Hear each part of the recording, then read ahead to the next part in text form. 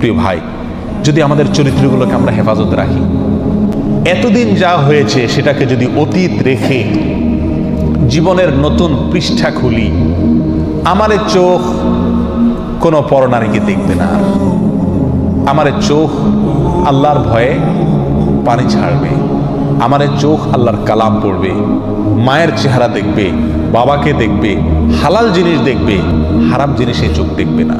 এই প্রতিজ্ঞা যদি আমরা কোনো যুবক করতে পারি, কেমন যেন আমি জাহান্নামের পথ থেকে লাফ দিয়ে জান্নাতের পথে চলে আসলাম, কেমন যেন আমি জাহান্নামে পড়তে যাচ্ছি, সেখান থেকে ঝাঁপ দিয়ে জান্নাতের দিকে ঝুঁকে গেলাম। প্রিয় ভাই, এই চোখের গুনাহ, এই চোখ দিয়ে যে হারাম জিনিস আমরা দেখি, এটা কত জঘন্য, এটা কত জঘন্য। আল্লাহ আমাদেরকে সবাইকে তওবায়ে নাসুহা করার তৌফিক দান করুন।